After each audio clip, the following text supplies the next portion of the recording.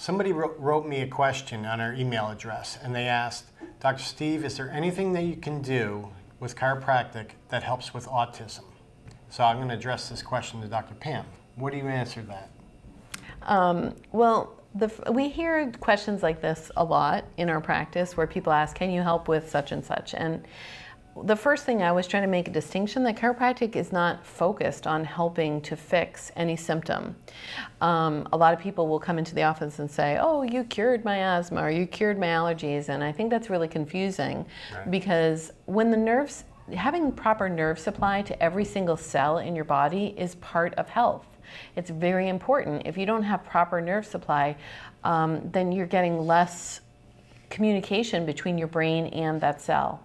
And so it's really important to take pressure off. So my basic answer is that the body has much better chance of functioning at its highest percent when there's no nerve pressure. That's the simplest answer, and it doesn't matter what you're talking about. But in particular, I just wanted to share a story about something. Well, first, there's a book called The Reality Check, and it's by Dr. Heidi Havoc. And in that book, she talks about how when the spine is stuck or not moving or there's pressure or blockages, even if you don't feel them, that can affect brain function. And so it's a really great book. She has a wonderful website, a lot of interesting information if you want to read more about it. But recently we had a new patient come in who has autism and a growth disorder, and she is 9 years old, but she only speaks 4 words. And she had her first adjustment, and she got up off the table and she clapped, and then she said, she tapped her chest for love, and then she made a sign like this, meaning more. And to me, it was really moving and really touching, and to her mom as well, because going to the doctor can be a real struggle. We see it with a lot of the kids that come into our office to get their spine and nerve system checked, that they are afraid of going to the doctor. And it's really amazing how these kids jump onto our tables. Like innately, they feel something and know something is different, and their body is working at a different level. And to have a little girl who can't communicate be able to communicate so clearly was really touching to us. And so what I would say to this mom who asked this question about, can chiropractic help with autism, what I would say is that it's so important to have your child examined and checked to see whether or not there are any blockages or subluxations in their nerve system that are causing their brain not to communicate fully with their body. And if it was my child, I would just make sure that that was happening. And do you want to talk a little bit, just because I think also a lot of people are just freaked out about the idea of an adjustment because they think that it's like a sumo wrestling event. And so I was wondering if you would just say a little bit about how extraordinarily gentle it is and what kinds of people we've adjusted. So there's many different kinds of chiropractic. In our office, we specialize on a very low force technique. And when I say low force, it's very, very light pressure, about amount of pressure as you can put on your eye without causing harm. Very light and gentle. Matter of fact, the girl that Dr. Pam was just talking about had this problem that her mom wanted to come and get her checked, and all these other things have been getting better. Her digestion is better. She's sleeping deeper and full and through the night again. All from this low force, very, very gentle technique. So it doesn't mean that we're, people think that we're like cracking your back or, jumping on your spine and twisting you like a pretzel. It's not like that. This girl wouldn't lie down and stay still long enough for that to happen, and that's not what we do anyway. People have this false idea of what chiropractic is, and it's a very soothing, gentle technique that is just extraordinary results. This poor little girl, this mom is in tears with joy because she's already getting better, just from removing pressure from the nervous system. Life can happen when you take pressure off of the nervous system. Yeah, I'm thinking about 2 other children too that we adjust. One has a real hard time with impulse control and can't calm down once their nervous system gets agitated, and that's part of the sympathetic nervous system. That child feels like they're being chased by a bear. And so they exhibit a lot of symptoms like, increased heart rate, pupil dilation, agitation, stopping breathing or breathing really fast and shallowly. And that child has been recorded as doing better in school and recovering more quickly and easily and really not having as many issues. And that was one person. And then you mentioned the sleeping better at night, and I have heard that repeatedly, where kids who are not able to sleep can now sleep. And that's a huge thing for the brain to reset and restore and heal. So anyway, yes, that's... So we welcome, if anybody has questions, you can email us. My email address is drstevejarboe@gmail.com, and Dr. Pam's is drpamjarboe@gmail.com. And we'll let that show below the screen, so you'll be able to see it. And we welcome questions all the time and answer them, and it's our joy to do that. So please email us your Ask the Doctor questions at one of our emails, and we look forward to being able to answer your question on air. Thank you.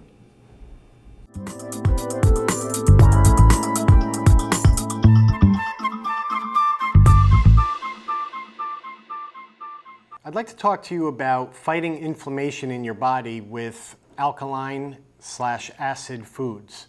So our body has a normal pH level. Remember when you were in science class and you would take these litmus tests and you would add acid or base to the paper and it would change the color? Well, our body does the same thing. So depending on what you're eating, our body can become either too acidic or too alkaline. Now, most of the people in the United States, given that our diet, most of the things that we eat is causing our body to become too acidic. And that's not a good thing. Most disease processes thrive on acidity. So in order to reduce the acid alkaline base in our body, we want our body to be more alkaline. There's good things to eat to help our body become more at a better balance. So a lot of the things that are good to eat are more like fruits and vegetables. And we have a chart that is on our website, and this chart looks just like this. And our website is www.itsforyourlife.com/acid. And you can look at that chart and the chart has the different foods that are good to eat and things that are going to cause your body to be more acidic. So just like your lawn, if you get your lawn tested, the acidity might be too high and it has a lot of weeds in it, and so they put down lime, which brings your soil to more neutral level. Our body is very similar. So the more alkaline foods that we eat, our body becomes less acidic, it becomes stronger and healthier, and becomes less inflamed. So the chronic inflammation that are in a lot of people's body is actually because some of the foods that we're eating is just feeding that inflammation. So alkaline foods help reduce that inflammation and swelling in your body and helps you become healthier and healthier.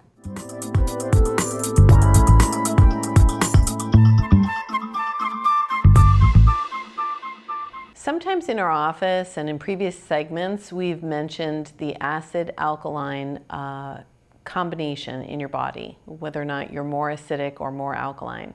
One of the things that can really help you to be more alkaline is for you to breathe more often. And so that sounds weird because you probably think, well, I am breathing. How am I alive if I'm not breathing? But what happens in your nervous system is that it has two branches in the autonomic nervous system. And I think of your autonomic nervous system as your automatic nervous system. And there are two branches, and one is if you're being chased by a bear, that branch will kick in and it'll secrete a bunch of chemicals in your body and create a bunch of reactions. And the other one is if you need to rest and restore, that branch will kick in a bunch of chemicals and create a bunch of reactions. And so if your body is constantly stressed, or it feels like it's been chased by a bear for many days, many weeks, many months, and for some people that come into our office, many decades, if that's been happening, one of the reactions that branch causes is for you to do really shallow breathing or to hold your breath a lot. If you recognize this and know that you are a person who does this regularly, this segment is so important for you. Because when you breathe, what happens is you pump fluid. So I want you to imagine like a wave machine where the water goes all the way down one end and then splashes back the other end. And that is actually what happens inside your nerve system. When you take a breath, fluid is pumped all the way up the spinal cord, which kind of looks like a river, and it goes around your brain and then back down the other side. And so what is happening is that cerebral spinal fluid is creating alkalinity in the body. It's also providing nutrients and shock absorption. And so when you're holding your breath, or if you're doing really shallow breathing, you're getting less fluid all around the cord. And that is very important. There's some research by Dr. Scott Rosa, and he talks about how the cerebral spinal fluid is affected by what we call subluxation, or interference or pressure in the nervous system. So if there's been any trauma to your spine or to your neck, or even when you didn't realize there was, they show pictures of people who are in 3-mile-an-hour car accidents, and that creates a trauma in the spine, and actually the cerebral spinal fluid can't get to certain areas, or it's pooling in other areas. And so this causes challenges for your whole brain and nerve system.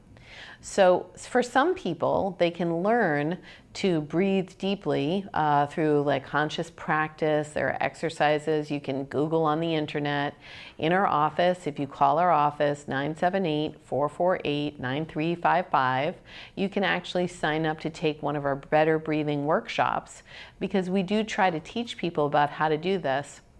But one of the most important things that you can do is get your nerve system checked for any nerve interference, because if that's there, it's affecting the cerebral spinal fluid and also affecting how your autonomic nervous system is working.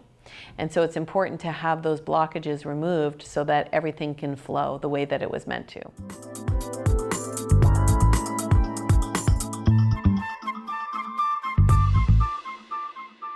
This is our Book Geek moment. And so we're bringing you another great book, a resource that we use in our office, in our home. It's called Healing with Whole Foods, and it's by Paul Pritchard. Many books, I try to just give you some of the rundown that's in the book, but this one I definitely recommend. It's worth purchasing. I think of food as being really important for us to think about, but a lot of times we're just on the go and we're just trying to, make meals or just get what we need in order to keep going throughout the day. But food reminds me of chemistry class, because you're adding things into your body, and your body, which is alive and dynamic, is reacting to what you're adding. So if you add something, you could create a reaction that you don't want. And so this book really delves into that. It is based on Chinese medicine. I don't understand a lot of the terms sometimes, but myself, my family, and my patients have gotten great help from the different information that's listed in here. So I highly recommend it. That's our Book Geek moment.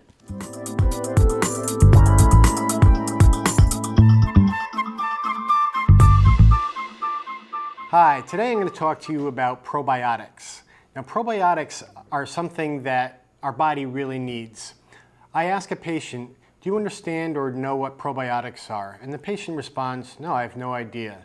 So I ask them, do you know what antibiotics are? And most people understand, yes, I take antibiotics. My doctor prescribed antibiotics because I had a bad cold or a flu. And antibiotics kill the bad bacteria in your body. But the other thing is antibiotics kill the good bacteria in our body. So our body has both good and bad bacteria in our body, and most of that is in our gut tract. And 80% of our immune system is in our gut tract. So when we don't have enough good bacteria in our body, it leads to more sickness, or can lead to more sickness and disease in our body. So I suggest that people, if they're struggling with their health and struggling with constant colds and irritation of their digestive system, that they take probiotics. Now, probiotics are found in yogurt. Now, a lot of people are like, oh, I eat a lot of yogurt. However, the bad thing about commercial yogurt, unless you're eating really raw, good kefir yogurt made from farms around here, commercial yogurt is pasteurized, which means that it's cooked, which is going to actually kill most of the good bacteria that you're trying to get. Also, most commercial yogurts are added with sweeteners. You have sugar in them and all these added sweeteners to make them taste good, and those are just going to lead to more sickness in your body as well. So I suggest that you take these probiotics. So probiotics come in capsules or powder form, mostly in capsule form, and you can take them, and that really helps load your body with that good bacteria that we need to help reflourish the bacteria that we might be lacking in our system. So the probiotics also help our body absorb calcium. So a lot of people are taking calcium because their doctor says that their bones are deficient in calcium. Well, the probiotics helps your body absorb that calcium better, so it helps with your bone health, helps with your digestive health, and also really, really helps with your immune system, because your immune system, 80% of our immune system is controlled in the gut tract. So probiotics are a really, really helpful thing to take and add to your supplementation.